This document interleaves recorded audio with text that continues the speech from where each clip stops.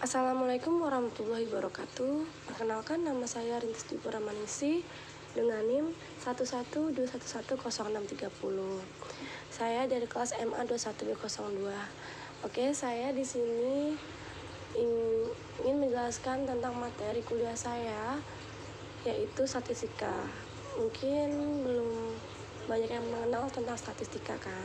Nah, ngomong-ngomong pengenalan dulu, saya dari sini dari Universitas Pelita Bangsa dengan jurusan S1 Manajemen. Oke, topiknya tadi udah dikasih tahu, yaitu pengenalan statistika kan. Ya, yang pertama saya pasti akan kasih tahu definisi dan konsep dasar statistika. Yang pertama definisi dulu ya. Definisi statistika. Statistika sendiri itu adalah ilmu yang mempelajari tentang pengumpulan, analisis, interpretasi, dan penyajian data. Oke, secara lebih spesifiknya, statistika mencakup proses pengumpulan data, pengolahan data, pengambilan kesimpulan, dan mengambil keputusan berdasarkan data yang ada. Nah, statistika sendiri biasanya digunakan di berbagai bidang seperti ekonomi, ilmu sosial, kedokteran, teknik, dan ilmu lainnya. Nah, yang kedua itu konsep dasar statistika. Konsep dasar statistika sendiri itu terbagi menjadi 8, yaitu ada data, populasi dan sampel, variabel, ukuran pemusatan data, ukuran penyebaran data, distribusi data, probabilitas, inferensi statistik. Yang pertama data dulu ya. Data sendiri tadi udah dikasih tahu ya, kayak pengumpulan data kan definisi statistikanya. Tapi kalau data sendiri tuh lebih beda. Data itu kumpulan fakta atau angka yang dihasilkan dari pengukuran atau pengamatan. Nah, data dapat diperoleh dari berbagai sumber seperti survei, percobaan, pengamatan langsung, dan sumber lainnya. Dan yang kedua ada populasi dan sampel. Populasi adalah kelompok yang terdiri dari seluruh individu atau objek yang memiliki karakteristik yang sama. Sedangkan sampel itu subjek dari populasi yang diambil untuk memperoleh informasi tentang populasi secara keseluruhan. Yang ketiga itu ada variabel. Variabel adalah karakteristik atau atribut yang diukur dalam data. Nah, variabel sendiri terdapat menjadi 2 jenis, yaitu numerik dan kategorial. Nah, yang keempat ada ukuran pemusatan data. Ukuran pemusatan data sendiri yaitu mengukur titik tengah atau pusat ukur dari data. Beberapa ukuran pemusatan data yang umum digunakan adalah mean atau rata-rata, median, yaitu nilai tengah, dan mode, nilai yang paling sering muncul. Yang kelima ada ukuran penyebaran data. Ukuran penyebaran data sendiri adalah seberapa jauh data tersebut tersebar dari titik tengah. Beberapa ukuran penyebaran data yang umum digunakan adalah jangkauan, deviasi standar, dan variasi. Nah, yang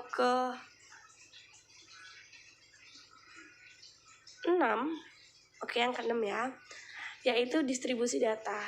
Distribusi data menggambarkan seberapa besar atau sebaran data di sekitar titik tengah. Nah, distribusi data dapat digambarkan menggunakan histogram, diagram, kotak-kotak garis, atau kurva normal. Yang ketujuh ada probabilitas. Nah, probabilitas sendiri yaitu ukuran peluang atau kemungkinan terjadinya sesuatu. Biasanya probabilitas digunakan dalam statistika untuk memprediksi hal yang mungkin terjadi dalam percobaan atau kejadian acak. Oke. Yang kedelapan ada inferensi statistik, yaitu proses pengambilan kesimpulan atau generalisasi tentang populasi berdasarkan sampel yang diambil dari populasi. Nah, biasanya inferensi statistik itu digunakan untuk membuat keputusan yang didasarkan pada data yang tersedia. Nah, yang tadi adalah penjelasan tentang definisi dan konsep dasar statistika. Oke, kita lanjut ke materi yang kedua, yaitu statistika deskriptif dan inferensial. Nah, pengertiannya sendiri yaitu statistika deskriptif adalah metode analisis statistika yang digunakan untuk menggambarkan atau meringkas data dalam bentuk tabel, grafik, dan ukuran pemusatan dan penyebaran data. Statistika deskriptif memberikan gambaran tentang karakteristik data seperti rata-rata, median, dan deviasi standar. Nah, biasanya statistika deskriptif itu berguna untuk menggambarkan data secara singkat dan mudah dimengerti ya. Nah, kalau statistika inferensial itu gimana? Yaitu metode analisis statistika yang digunakan untuk mengambil kesimpulan tentang populasi berdasarkan sampel data.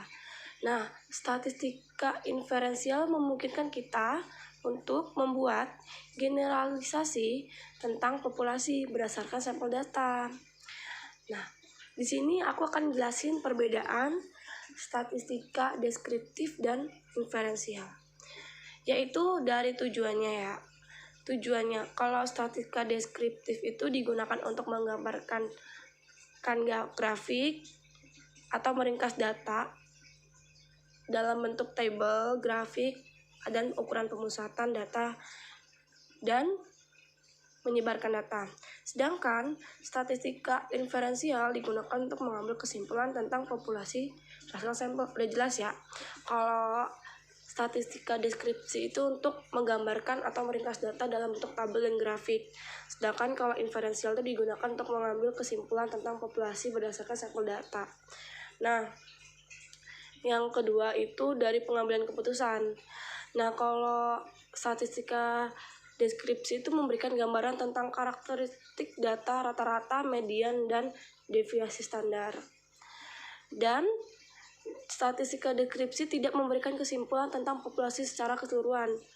Kalau statistika inferensial digunakan untuk membuat inferensiasi tentang populasi berdasarkan sampel data. Nah, statistika inferensial memberikan kesimpulan tentang populasi berdasarkan sampel yang diambil. Nah, tadi berdasarkan keputusan ya, atau kesimpulan. Statistika itu tidak membuat kesimpulan, sedangkan statistika inferensial itu membuat kesimpulan. Nah, tadi yang statistika deskripsi tidak membuat kesimpulan, inferensial membuat kesimpulan. Udah jelas beda kan? Terus dari analisa datanya, analisisnya. Kalau statistika deskriptif itu memberikan analisis data yang bersifat deskriptif dan tidak menghasilkan kesimpulan yang berlaku umum. Sedangkan statistika inferensial memberikan data yang lebih bersifat inferensial dan menghasilkan kesimpulan yang berlaku secara umum. Oke, itu materi tadi tentang kedua, statistika deskriptif dan statistika inferensial. Yang ketiga itu tentang data.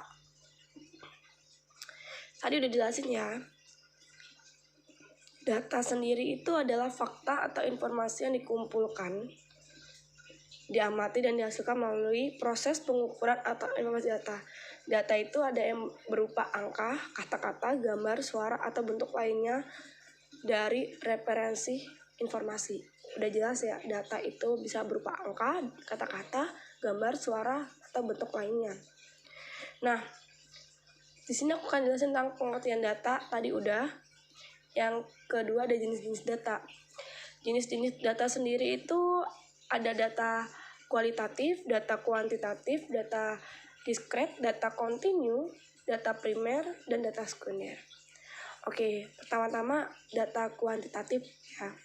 Data kuantitatif adalah data yang dapat diukur dengan angka dan memiliki nilai numerik.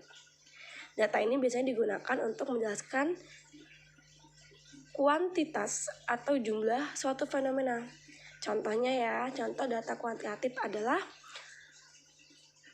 100 orang, 200 orang, 300 orang.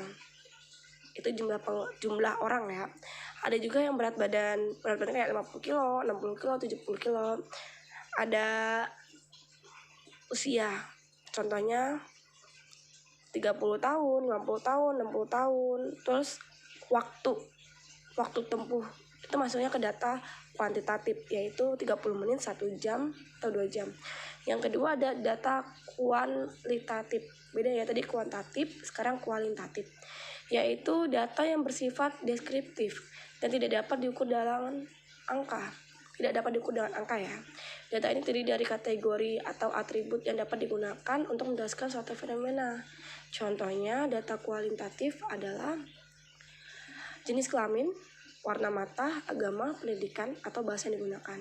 Jenis kelamin itu kayak laki-laki dan perempuan. Warna itu biru, coklat, hijau, atau abu-abu. Oke, yang ketiga ada data diskret.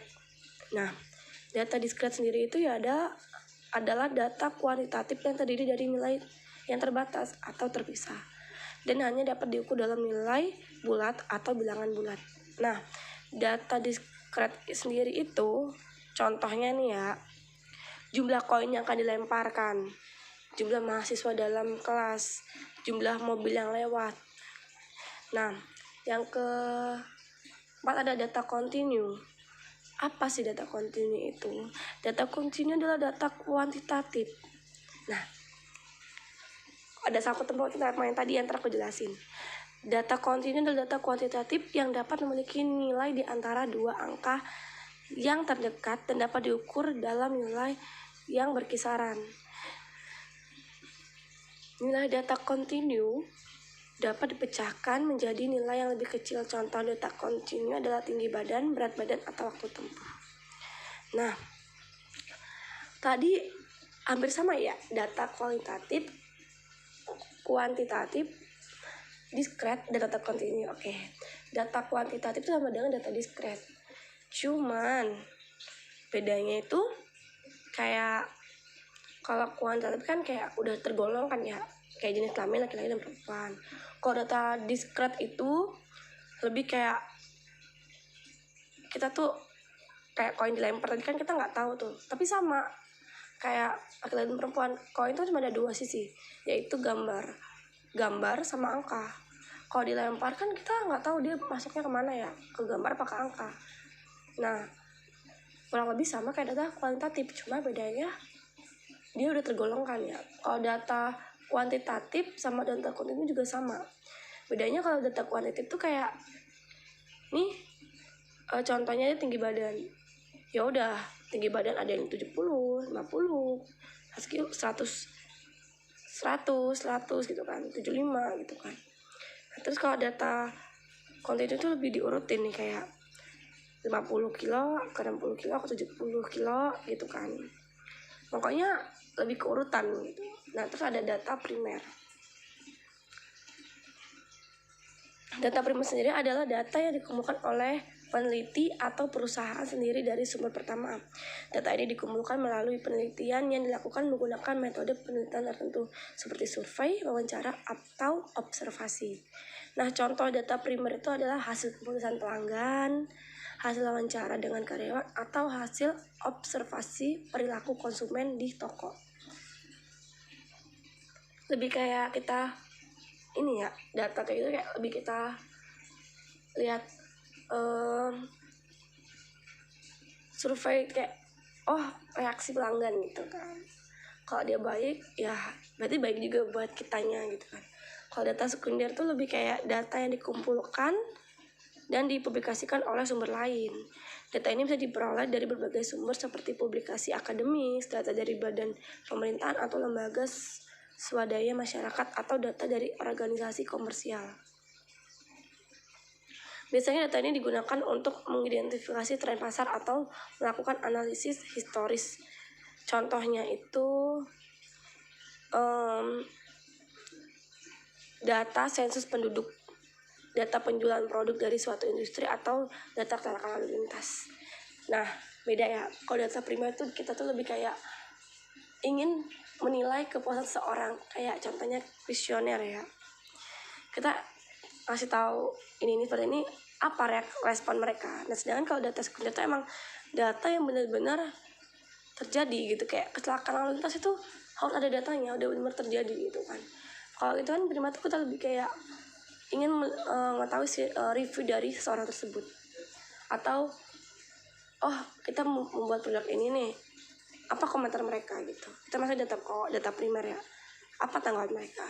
Kalau data sekunder itu lebih kayak yang udah kayak bakal nih benar-benar terjadi nih, kayak kecelakaan lalu lintas. Oke, bener datanya di mana apa kecelakaannya atau gimana, udah bener-bener fix, nggak bisa diganggu gugat gitu kan. Kalau data primer tuh kita peluangnya tuh buat ini bagus atau enggak nih, oh ini bakal cocok apa enggak nih, lebih ke data primer ya yang kalau mau bikin produk. Terus ada yang terakhir, ada skala pengukuran data. Nah, skala pengukuran data itu sendiri adalah cara atau jenis metode pengukuran yang digunakan untuk mengukur suatu variabel atau data dalam statistik. Pengertiannya dibagi menjadi 4, ada skala nominal, ordinal, interval, dan rasio. Oke, skala nominal dulu nih. Skala nominal itu adalah skala yang digunakan untuk mengukur data kategorial yang tidak memiliki urutan atau tingkatan. Nah, contohnya nih kayak jenis kelamin, warna mata, terus hewan dan lain sebagainya. Jenis kelamin ada tingkatannya nggak? Enggak dong. Ya jenis kelamin dia wanita ya wanita, laki-laki ya laki-laki. Yang kedua itu ada skala ordinal ya. Skala ordinal itu skala yang digunakan untuk mengukur data kategori yang memiliki urutan atau tingkatan. Contohnya kayak kelas sosial, tingkat pendidikan, tingkat olahraga, dan lainnya. Nah, kok tingkat pendidikan masuk? Ya kan tadi udah jelasin, yaitu memiliki urutan tingkatan. Kalau pendidikan dari SD, dari PAUD, TK, SD, SMP, SMK, S1, S2, dan lainnya kan. Terus masuk ke skala ordinal. Nah, yang ketiga adalah skala interval.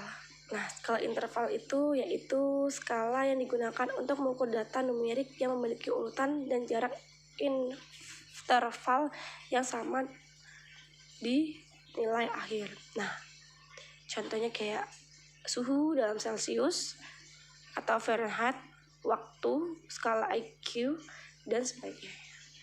Nah, yang terakhir ada skala rasio. Skala rasio yaitu skala ya, yang merupakan skala pengukuran yang paling lengkap dan akurat karena memiliki nol mutlak, yang merupakan titik referensi yang tidak bisa diabaikan. Contohnya berat badan, masuk, usia, dan sebagainya. Berat badan tuh ya udah mutlak, saat kita menimbang dengan berat badan 50 ya udah segitu, nggak bisa diganti jadi 49, kecuali kamu diet ya, itu pun gantinya harus bertahap gitu kan. Jadi kayak tinggi badan tuh juga mutlak nggak. Tinggi badan mungkin kalau buat umur di bawah 17 nggak bisa mutlak ya, tapi kalau udah umur 20 tuh pasti tinggi badan stuck di situ mutlak ya. Dah, ya itu yang saya jelasin tentang pengenalan statistika. Nah, mungkin bagi kalian sebenarnya tuh statistika tuh udah ada di dalam kehidupan sehari-hari ya, cuman kita belum tahu aja. Oh, ini masuknya ke dalam statistika ini. Dalam statistika ini kayak contoh ya aja tadi udah banyak gitu kan, kayak contoh banyak itu kayak statistika yang tinggi badan, berat badan, oh masuknya ke statistika ini. Data kontinu, oh ternyata data kontinu itu ini.